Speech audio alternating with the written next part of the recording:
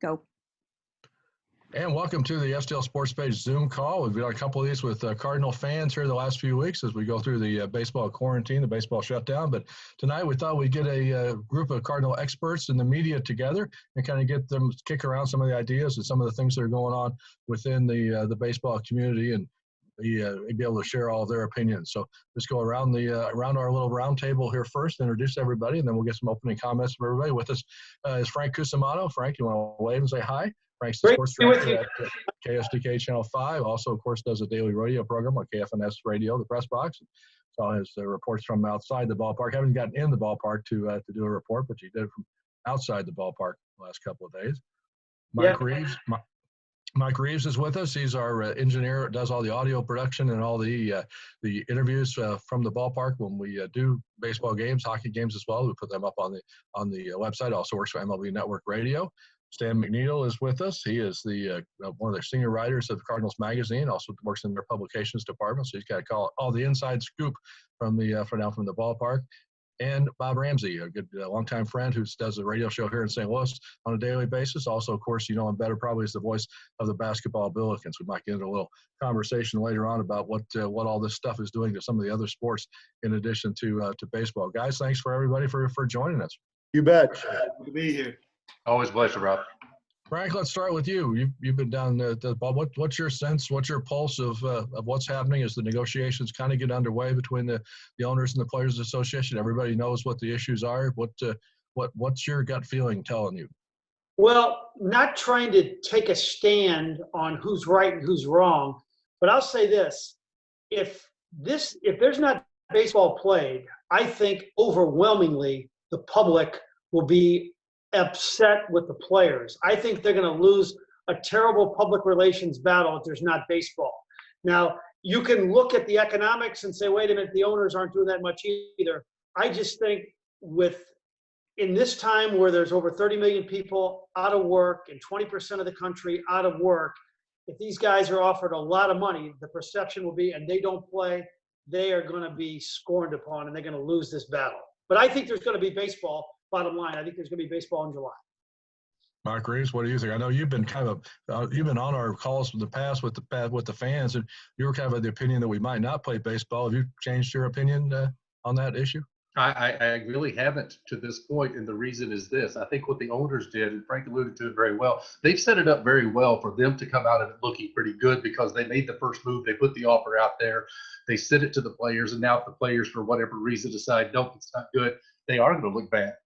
That, as well as what I've talked to you about earlier, Rob, I just still see too many complications logistically at this point to think that they're going to get a season going, whether it be some states won't let you play in ballparks, whether it be some cities aren't ready to open up, regardless what it might be. I'm still hung up on the 14-day testing the 14-day quarantine that is still in place. One player test positive, but the whole team's down based on what I understand. That means everybody's been around that player's out. Rob, I just don't see how they can get past the logistics and then add to that what Frank's talking about, which is basically it's a collective bargaining type situation. You add all those things in, I think there's still far more questions than answers, and I'm not confident at all that we're going to see baseball at this juncture. Something might change in 24 hours, but right now I'm not any more confident than I was before. Bob, I know you probably kind of see the same thing as all the logistics and all the hurdles. I think nobody would argue the fact that we want to see baseball. I think the owners want to see baseball, the players want to see baseball, the fans want to see baseball, even if they're not allowed in the ballpark. But then that's a big three-letter word, but. Yeah, it's funny. We keep talking about negotiations. The old adage on negotiating is the first side that gives up a number is the one that loses.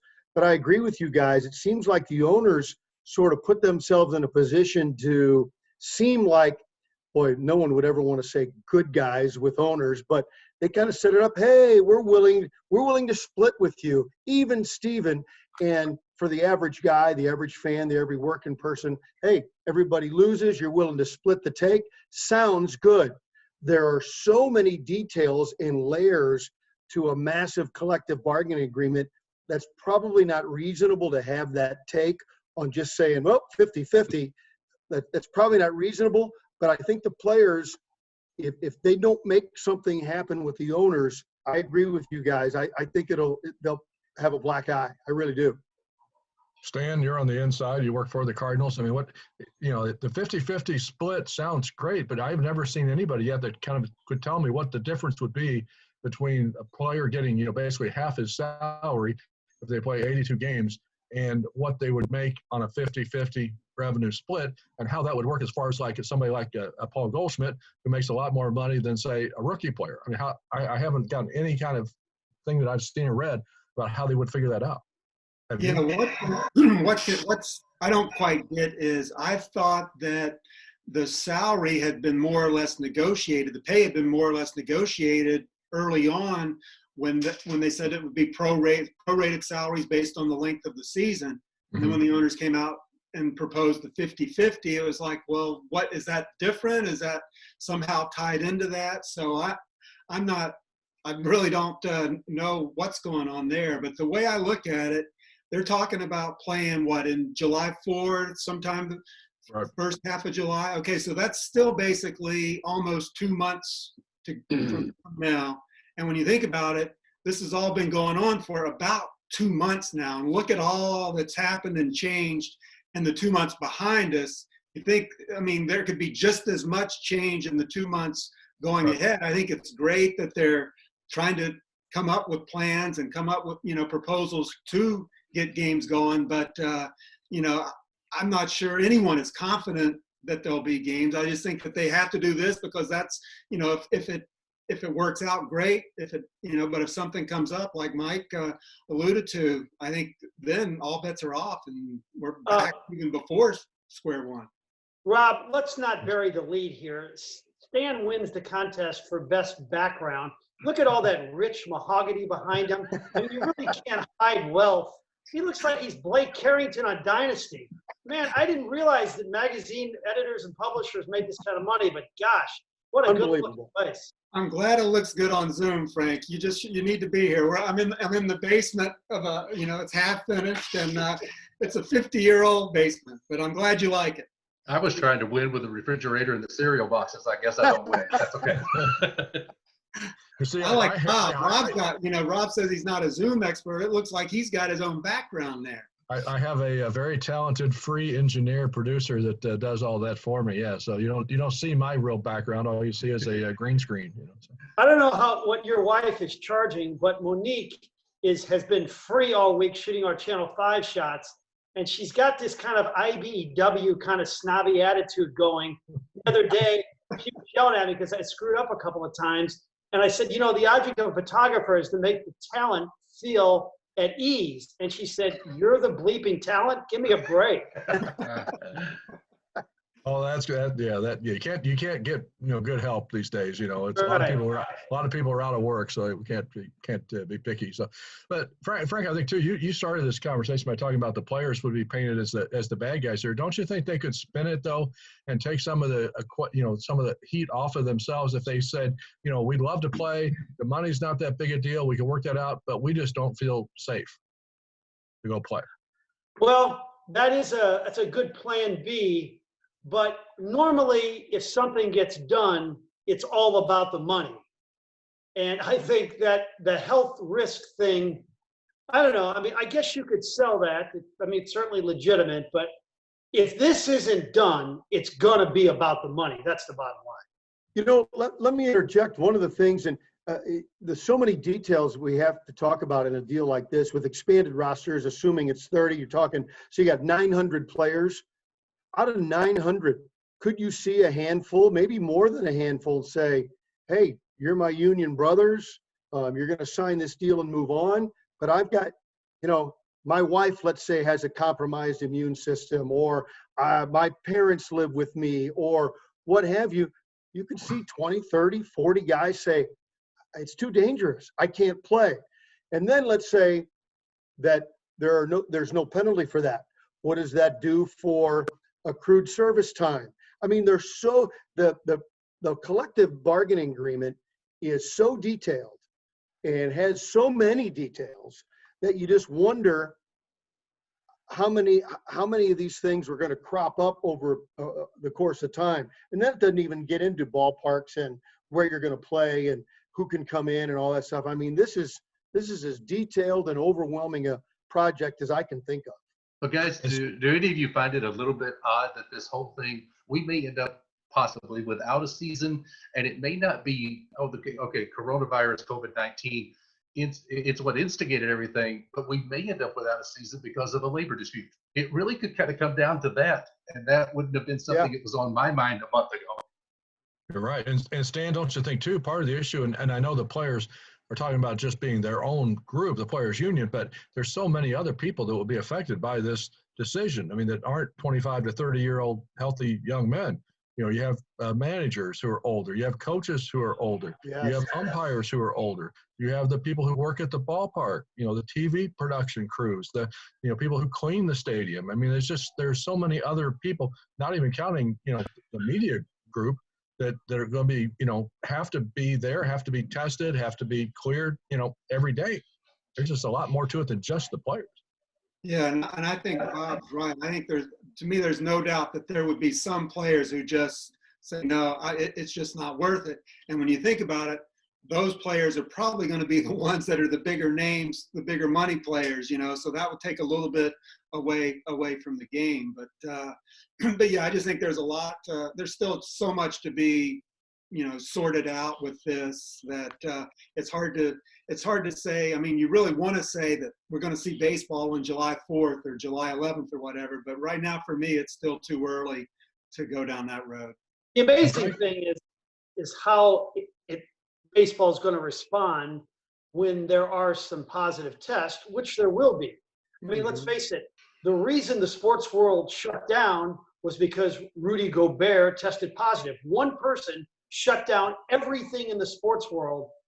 I think we may be to a point, though, that we had Dr. Rick Lehman on. He said there's going to be positive tests, but will they stomach that and move on? And let's face it, you know, 25-year-old guys who test positive are likely not going to die. But as Bob Ramsey mentioned, you know, if you take it home to people that are compromised, you know, we'll see what happens.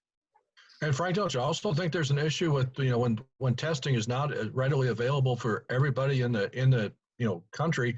If you're taking all of these players and all these people at the ballpark and you're testing them every day and using all of those tests, isn't there going to be a little backlash against that too? That's not a proper use of the testing, you know, facilities that are available. Not baseball fans. True. Yeah, That'll I be our think litmus test if you're a real fan or not. I'm sorry. Go ahead, Bob. No, my bad. Go ahead. I mean, I think that was a concern about testing a few weeks ago, but I think the more and more you hear that there should be enough tests, and certainly by July, I think there could be. I know that argument really was strong 2-3 weeks ago. I'm not so certain if you can use that now. Mike, don't you think, though, part of this is, I mean, we're all rooting for sports to come back because we all need something to do and something to cover. But I want to start with you and then go around the table and ask, would you be comfortable if you were going into a ballpark to cover a game? I would be. I would be. I would be comfortable right now. I would be okay to. And again, how are they going to do it? What will be the stipulations for us to be able to go in and cover games? I mean, if it's going to be 47,000 people eventually, are you a little more hesitant? Maybe, but Rob, I've not been overly panicked, for lack of a better word, over this whole thing related to my current situation. Now, everybody's got their different scenarios, whether it be the family they live with, the people that they're around. I would be completely comfortable if they decide current situation, no fans in the ballpark, you can come cover the game. But I've got real concerns that they're going to let us have any access to any player. And I think what we normally do and what we think of as our jobs, let's go into the clubhouse, let's talk to the guys, let's gain interviews, let's send out the sound bites, let's send out the video. I don't know that we'll have access to any of that. I think the best scenario we've got to hope for is what the Blues were doing right before everything shut down, which is everybody comes into a media podium setup and you talk to them that way. That's the best case scenario.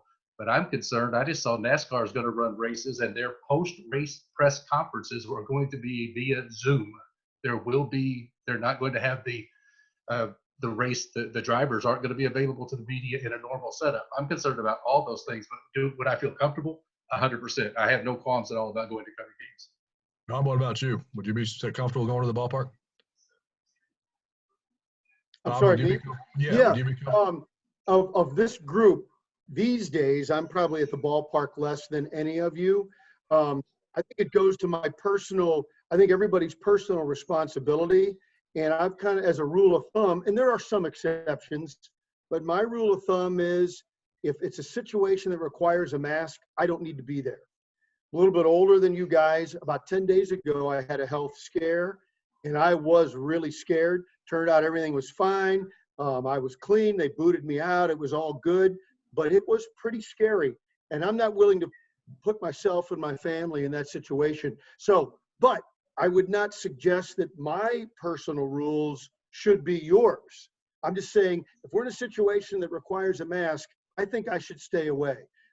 So it probably means I'll be at the ballpark even less than normal.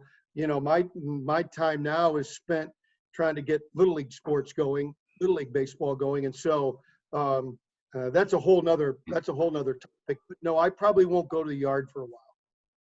Stan, I know the Cardinals have had almost all of their employees working from home. Has there been any talk about what the requirements will be if they are playing games there about getting back into the ballpark? If there is, I have not heard it. And in fact, I haven't been to Busch since I have returned from spring training. We've been working remotely since then, and that's fine with me because there's no chance I would go into Busch Stadium if there was 40,000 people in there tomorrow night. There's just, to me, it's just too risky. I've read too many stories about how bad this illness, this virus can be, and it's not even so much for, of course you're concerned about yourself, but once you get it, then anybody you come in contact with is susceptible to getting it. And that's where it worries me. I have a 2-year-old step grandson who has asthma and medical issues. I certainly wouldn't want to be exposed and then expose myself to him, even if I knew I didn't, if I wasn't sure I had it or not. And Frank, one of the stories I read today said that one of the concerns about baseball is that they want to, if they're going to play, they want to get it done by the first week of November because they're worried about a second wave coming and wiping out the World Series after they've gone to all this trouble to play up until then. Yeah. And also, I think if they are going to play the parks in the home stadiums and not be in Arizona and Florida, there would be weather concerns if you're playing in late November. So I think, there is a little bit of intrigue that if it's an 80-game sprint and an extra layer of playoffs, I think it could be fascinating as long as it's done, with protecting players and fans and media. Guys, when you're talking about postseason, we're getting a little bit ahead of ourselves, but most of you guys have been around Whitey long enough to know, we're going back 35 years, and Whitey always talked about the World Series should be at a neutral site. Maybe this would be the year that the World Series or the last couple of rounds were played at neutral sites. Maybe the theory being that you can control the environment more that way, and maybe Whitey will be the prescient guy that he always kind of thought he should be. Could you imagine, though, anybody playing a World Series game without fans in a neutral site, especially? How antiseptic would that be? Mm-hmm. Well, I wonder if the people like in Pittsburgh or Cincinnati will really notice a difference. Oh, wow. Vicious shot. Miami. But I'm going to say this, Frank. I made this comment the other day, and I know we can there are a lot of regular season games. I know, Rob, you're talking about the World Series being played. There's a little bit, but there are a boatload of baseball regular season games played in very sterile, antiseptic environments. There's a lot. There's even some games at Busch Stadium, even though they may announce a crowd. They've got 25 or so thousand. It's a Tuesday night. It's not a hot opponent. It's just very laid back for most of the game. There's nothing, there's no real fan, excitement being generated. Now, the World Series is a different story, like you brought up, because of what's on the line. But I do think most fans, ignoring all the other questions, which we can't, but there's for the sake of this conversation, we will, ignoring all those other things, most fans would rather watch an antiseptic World Series on television than to not have a World Series or baseball season at all. I think that's pretty fair to say. I agree. And I think, too, we're lucky that we haven't had baseball at this point. It's been so cold in St. Louis and wet this spring. It would have been, walking outside today. I know the Cardinals would have been in Pittsburgh, but still, though, didn't feel like baseball weather out there. No. Not today. Let's assume that the economic issues get worked out. Let's assume that the testing and health concerns get worked out. What does everybody think about the rest of the proposal as far as the schedule being just against the Central Division teams, about the DH coming into the league, about the roster limits and the taxi squad? Anybody have an opinion about all the other issues that are in this proposal? I think the proposal with splitting the teams in 3 leagues or divisions and having the Cardinals play NL Central and then interleague against the AL Central, that to me is by by far the best plan of the 2 or 3 that we've heard about in the past few weeks. I think that I think we've seen the last of pitchers hitting. I think this is the death blow. I think it's now DH will be universal, and to be clear, not just this year. And I think it'll work. It'll be fine. And I guess as I go against type as being the curmudgeon traditionalist, I think this will go so well that we may see great changes, if not in 2021, but down the line, that the old American League, National League thing could go by the wayside. And quite frankly, it's probably not that big of a deal. As long as you have a good product and you do it in a way that makes sense and you have a legitimate, fair postseason, all that other old stuff probably doesn't matter. Frank, what do you think? From a strictly selfish point of view, it works out well for the Cardinals because we know their record. I think there were 16 games over 500 in the National League Central last year. And we know the American League Central is really lame. So if you want your home team to win as many games as possible, you're in the right division. And in terms of changes, Rob, you and I spend a lot of time, and Stan does, everybody does here, in that Cardinal clubhouse before a game. If I never have to go in there again before a game, I'm absolutely fine with it. I mean, if I for every wasted freaking hour I've spent in that clubhouse with interviews, I would be able to buy that island that Marlon Brando lived on like 40 years ago. I mean, you talk about waste of time, and the players don't want to do it, and we don't want to sit around. I would like them bring them into a podium setting, like 2 or 3 people will get in and out. It's a lot more efficient. All that time we have to sit there and chat, though, you'd give all that up? Well, those one-on-one conversations were priceless. Mike, what do you think about the whole 30-man thing? Probably a 50-man total lineup taxi squad. I mean, to me, there's some issues there with how do those guys get paid? Do they get service time?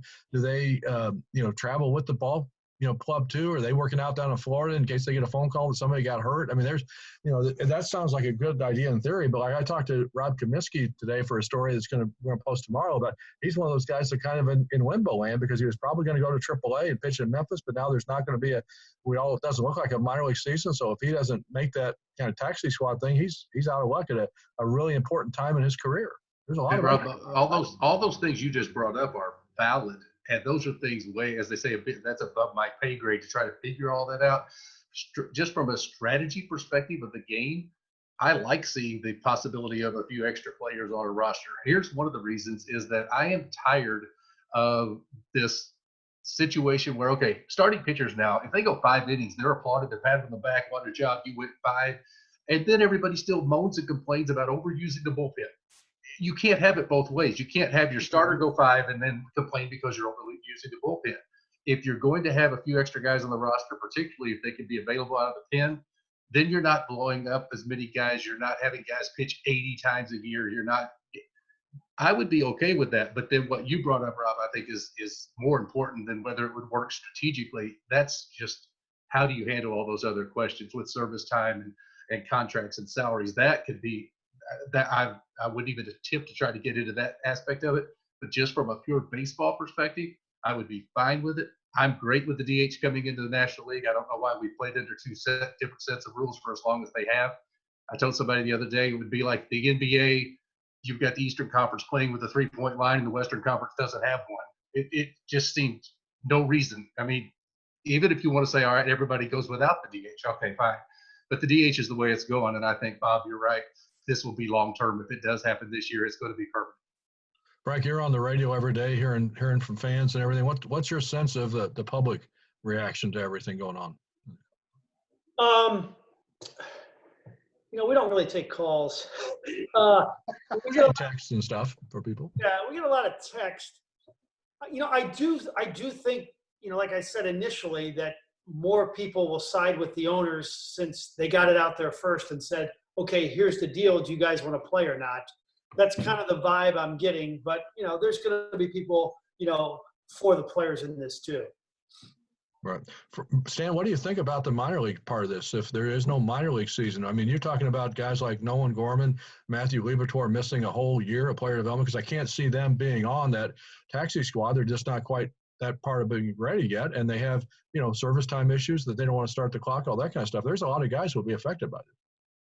Oh, there's no doubt. I mean, and to me, the young hot prospects like Nolan and Liberatore, they'll be okay. I mean, they might lose a year, but their careers are going to go. But there are guys like Kaminsky, the guys who are 25, 26, who are, going to be in AAA, kind of on the border of making it or not. They're getting to that point in their career. And there's going to be guys who will lose their careers. Their careers will be over this year without them stepping on a baseball field.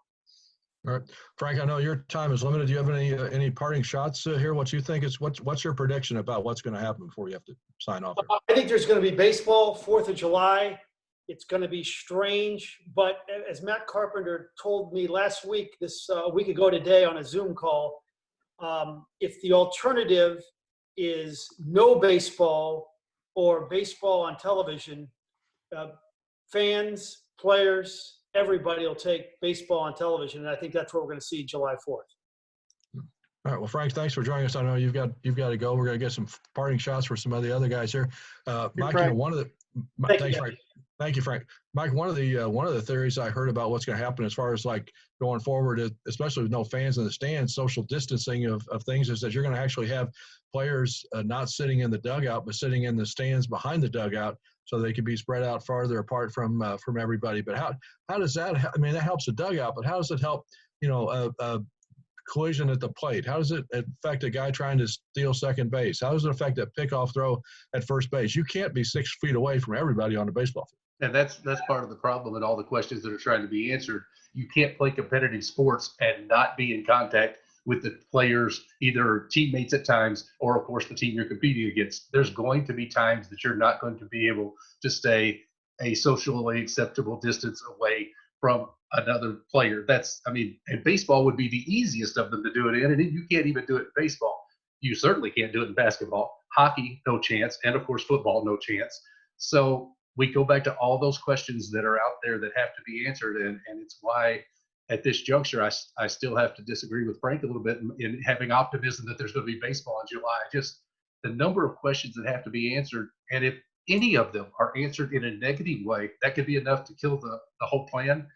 I don't think you can handle those situations you talked about. There's going to be those things on the field.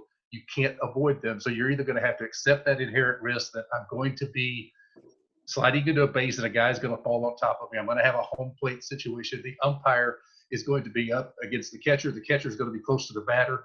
All those things are going to happen. And if those are things that are concerning enough that they're worth dropping the plan for, then baseball's done. I don't know any other way to look at it. And Stan, what do you think the ramifications would be if a player says, I don't want to play? I mean, if there's a star player who says, I just don't want to risk the health situation, what recourse does the team have? What will happen? They could maybe not pay him a salary, I guess, but I don't see how they could tell him that he has to play. I just don't think they would even want to if someone is that concerned about their health. And this is a situation where you could be and be. It would be very legitimate. Mm-hmm. I think teams would just say, okay, we'll see you next year or whatever. Yeah. And Bob, you're involved with basketball, of course, on a high level, doing the play-by-play for the Billikens for so many years. I mean, there's, this thing doesn't, we're all baseball, we're talking about baseball, but this thing, is going to have legs. I mean, they're talking about, perhaps the impact on college football season. I don't think the college basketball season is yet a known quantity that we're going to be able to play, or at least play without, with fans in the stands. I think you're right. And will universities and the NCAA will they try and find a way to sanction various sports, irrespective of our students in live class? California, I think, in its vast state school system, talking about the university level, they've said, nope, they're not going to have a normal fall semester. So are they going to be able to make a separate rule for athletics? That'll be difficult. Doesn't mean it can't be done, but it's a whole nother layer of things. And I've been thinking about that, and I don't know what the answer is. I think for many of these questions is, I think one of the answers is faith in our scientists and the medical professionals to grind forward and look. They'll obviously find better treatments first, then ultimately a vaccine. But if that's not until, let's say, 10 months from now, there's all the pro sports impacted and all the fall college and into the winter sports. So yeah, those answers, or the lack of answers, I guess, really makes it pretty frightening for us who look to that for a living. And Mike, I know you're regular in Columbia at all the Missouri football games. Can you imagine playing a college football game with no fans in the stands, without a marching band being on the field at halftime? I mean, it would just be a totally different environment. Oh, we didn't. The environment for however we end up doing this, Rob, is going. We just got to accept it won't be like anything that we've ever experienced, and just put it out of your head. Oh, here's what it used to be like. We used to have this. You just got to drop that, and you just got to say, you know what? They're about to play a football game. Missouri's going to play an SEC game, and it's going to take place, but it's going to take place in a quiet and, as you said, it's kind of an antiseptic kind of environment. That's the only way they can play it, so that's how they are going to play. And I know I can't imagine it. Same as you said with the World Series, I can't imagine the World Series being played in an empty stadium without noise and without energy. But I think it comes back to what I said earlier. Every sport, whether it be collegiate, professionally, no matter what, if it comes down to we have no games or this is a way to play and we can make it work, I think that they have to go with this is a way to play, we'll make it work, and hope it is only a 1 year scenario. And by the next time the seasons roll around in all the sports, we can be back to what we used to know as normal. Will that happen? We'll wait and see, but I think that's the way you have to approach it. Stan, one thing I think we know is if they're playing games and they're televised and nobody's in the stands, the ratings are going to be pretty good. Ratings will be very good. Absolutely. Which is a way for the owners to recoup some money. It is a way for their owners to recoup some of this money. Yeah.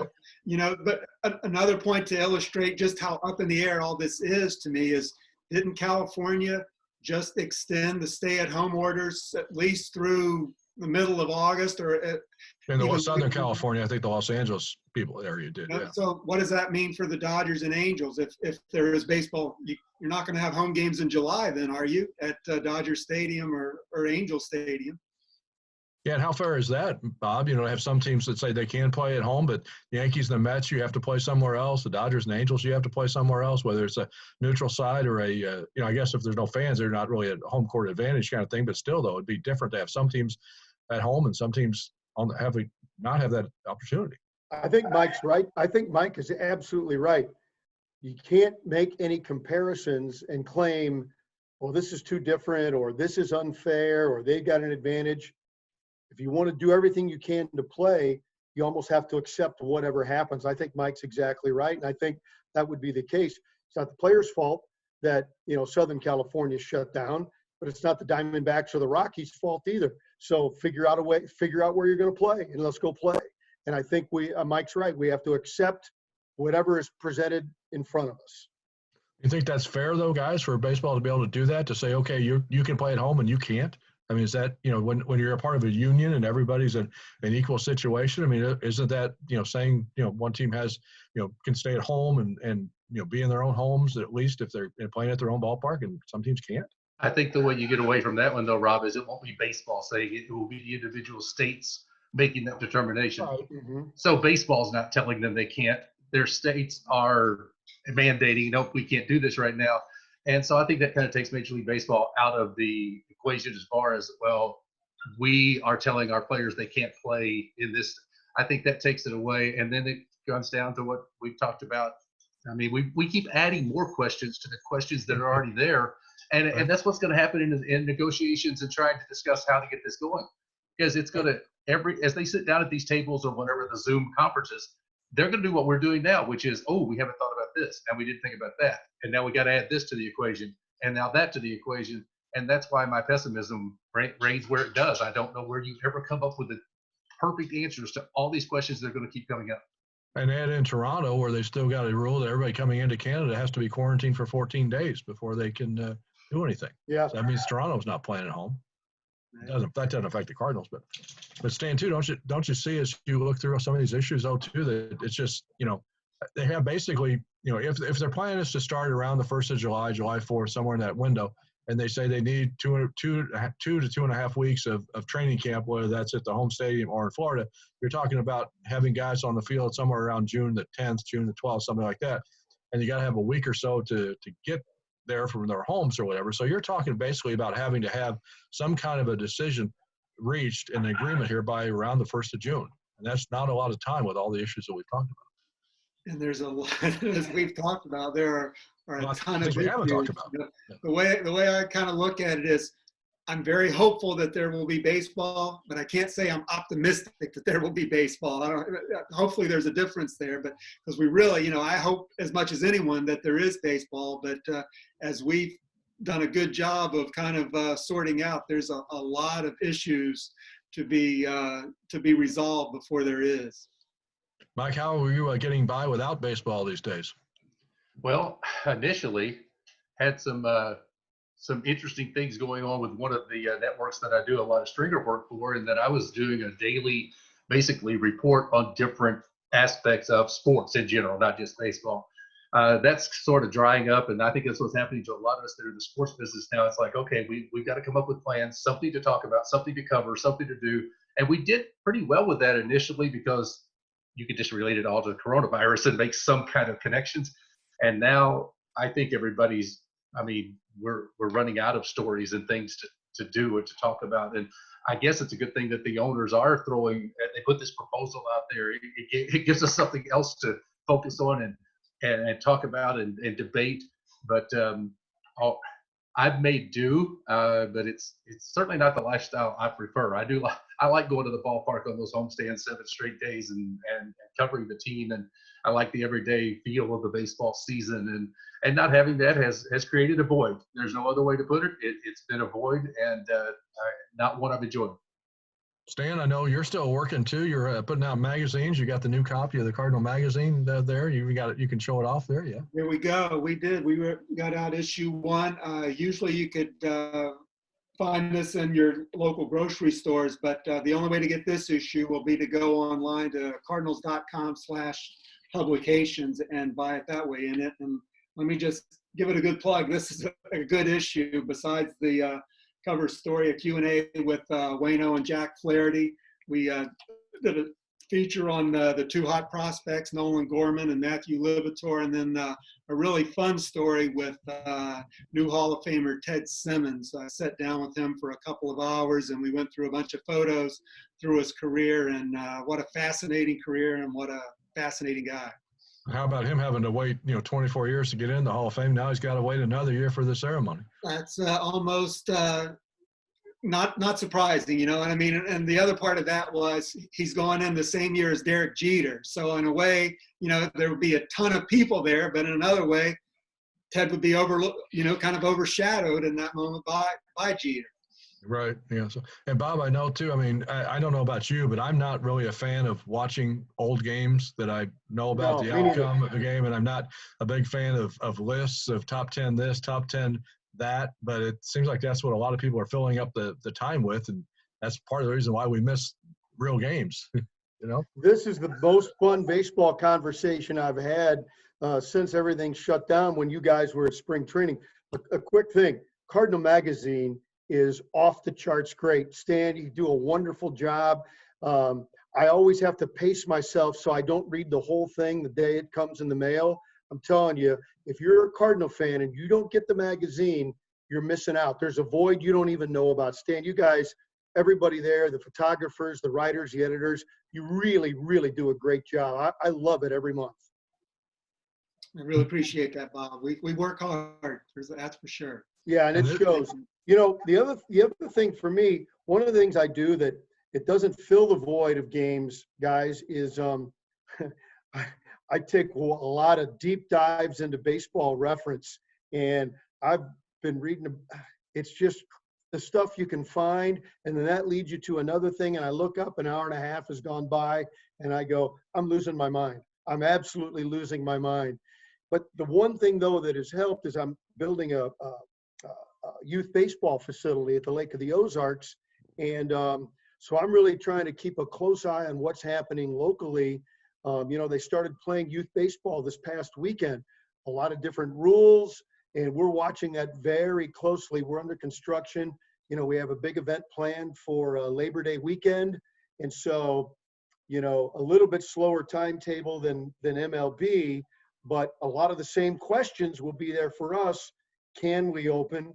When we do, what will be the restrictions? And all those sorts of things. So I'm watching it very closely. Would you be comfortable sending your, young son or grandsons out to play baseball, youth baseball right now too? Right now, no. But yes, Labor Day. Come play. It'll all be great on Labor Day at Ballparks National. Yes.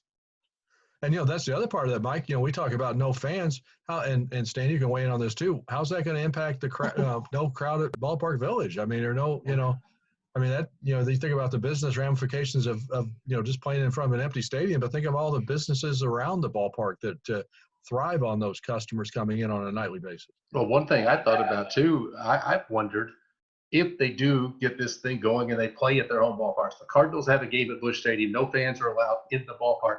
How many people are just going to come downtown and congregate, even though that's not what they're supposed to be doing, even though it'll go against all of the different recommendations? How many people are going to just come and be outside the ballpark while the game's going on? What kind of crowds? I could see people, especially initially, just like, I'm going downtown. The Cardinals are playing. I can't get in there.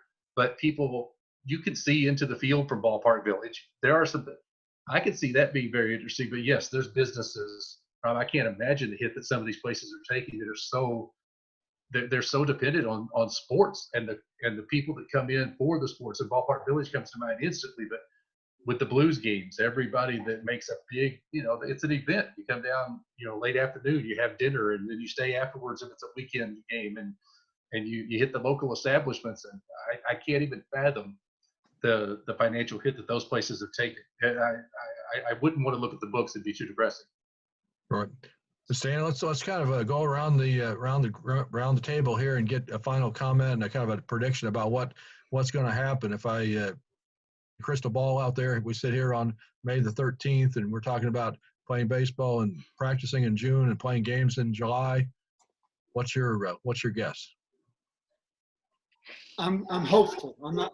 I guess if I guess, I'm gonna stick with the plan that start the season in the middle of July, just like they're going. I think that, I don't know if it'll happen or not, but like I say, I'm hopeful. Now I want to make one more point here. You guys are talking bad about watching old games.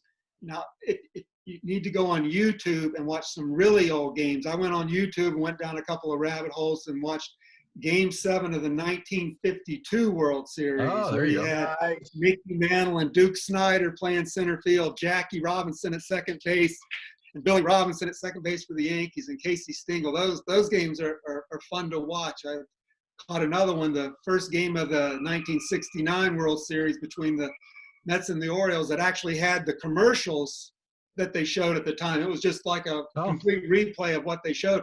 One commercial between half innings at that time. So things have changed a little bit, but those were kind of enjoyable to watch. Those games might be more interesting because I actually don't know what happened in those games, so you all kind of be a surprise, Yeah, absolutely. Bob, what do you think? Yeah, a month or so ago, I thought maybe they'd start playing in June. That's obviously by the wayside. So I think every point Mike makes is right on the mark. So I think they'll play in July. And that's the hopeful side of me. And I'm often considered, and probably fairly, a cynic. I think they'll find a way to play. I think there'll be tons of flaws. I think we'll look back on it a year from now, 2 years from now, 20 years from now. Hopefully we're all there to look back on it, say what a mess that was. But I think trying something and getting some games played will win out as, in the short term, something we can live with. While we can complain about it, we'll live with it, I think. Who's hitting leadoff in that first game? Got to be Wong. I just know because of your big interest in lineup construction. That I had to throw that out Wong, Carlson, Goldschmidt, DeYoung. I'll give you the first four. Yeah, and anytime any of us have ever said it's got to be, and whatever name it was that followed that hitting leadoff, we've been wrong forever. As soon as that it's got to be this guy, it ends up not being, and it hadn't mattered which manager it was. It's like, that's not who I thought was going to be there. So Yep. I hope that in about 2.5 months, we can do one of these and debate that actual question about who is hitting leadoff instead of who might be. And you guys already know my pessimism, my cynicism, whatever it may be, is there. Let's go with this. I don't think we're going to play. I don't think there's going to be a 2020 season, but if there is one, I have maybe even a greater fear that they start it and can't finish it because of whatever reasons it may be. A team gets it infected, 2 or 3 players on one team get infected, or another outbreak comes that they mandate that the country shuts down again. Given how long it's going to take to play even half a season and a postseason, you're going into November. I think even if they start, they don't finish. So I'll be the negative Nancy of the group and throw that out there. I can't see it happening. And if it does, I'll be thrilled. I will be happy to be wrong. Well, for one, I hope you're wrong. I want to, as I say, the baseball's fan in me really wants to see games and be at the ballpark and talk to all you guys on a regular basis. But hey, I really, really do appreciate all you guys joining us. Mike Reeves, Stan McNeal, Bob Ramsey. Thank you here on the STL Sports Page Zoom call. Frank Cusumano was with us earlier. Also want to, of course, thank all of our sponsors who make all of our coverage free and available here on STLSportsPage.com. AEC, the Carpenters Union, Drury Hotels, Slyman Brothers, Norman Burns Lumber and Hardware, and Crawford Butts Insurance. So thank you to everybody for watching. You guys stay safe, and hopefully, fingers crossed, we'll see you at the ballpark real soon. So this is Rob Reeves reporting for STLSportsPage.com.